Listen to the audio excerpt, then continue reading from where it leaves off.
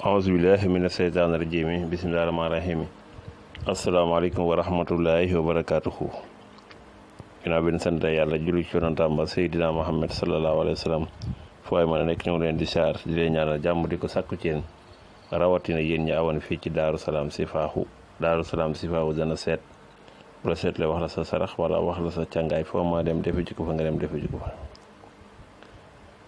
tey bari na ñoo xam dañuy jàmbat ndoxu siti nag sonal na nit ñi trop. ndoxu siti nag lu naqaree faj la ndax day feebaru deret ku la neex naa faj dalay nax de ndoxu siti neexut a faj waaye ndoxu siti nag dafa bari yi muy bañ. ndoxu siti piir bëggut soow, ndoxu siti piir bëggut gerte gu ñorut, même ndoxu siti bëggut yàpp wu duuf wu bari geris. kon loolu ku amee ndoxu siti da nga koy war a moytu ko nag. ndoxu siti nag dana yàqal nit lu bëree bëri. bu dee góor la dana ko téye ba mu tële, mën na ko téeloo ci wàllu sëyam.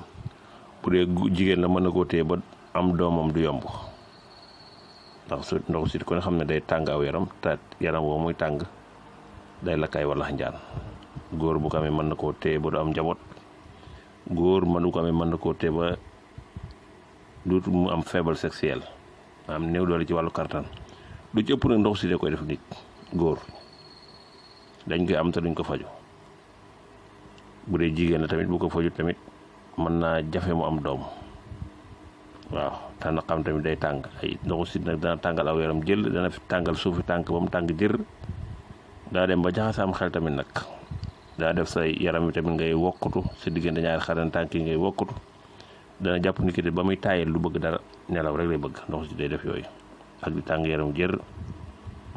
ndoxu siti nag li baax na ci aaya bi nag mu ngi ci suratul Ankabut aaya 40 ba 41. masalul lazina attaxasu min dunillahi awliyaa kamasali ankabuti ittaxasat baytan inna awhana buyuta la baytul ankabuti law kaanu ya'lamuna. loolu mooy aaya bi. da nga koy bind juróom-ñaari yoon nag. juróom-ñaari yoon nga koy bind. boo ko bindee juróom-ñaari yoon nag da nga koy booleeg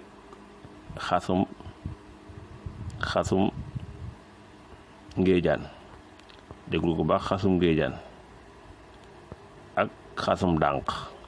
ñaari yoo ngay boole ak aaya bi nga bind juróom-ñaari yoon. bu la neexee da nga koy boole nag ci lu toll ci 5 litres nga baxal ko nag ba mu bax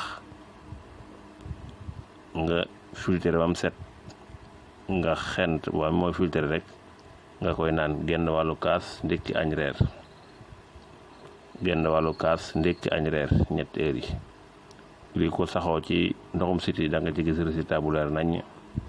aaya baa ngi ci suratul Ankabut verset 40-41.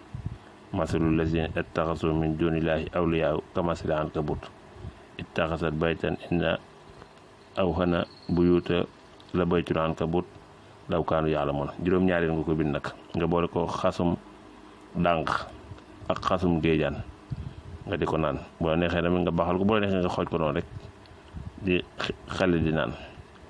boo ko defee daal ci kàttanu suñu borom tabaaraka wa taala ci résultat bu baax ci wàllu ndoxu siti. ndoxu siti mi yàqal ni dafa bari nag. wasalaamaaleykum wa rahmatullahi wa barakaatuhu.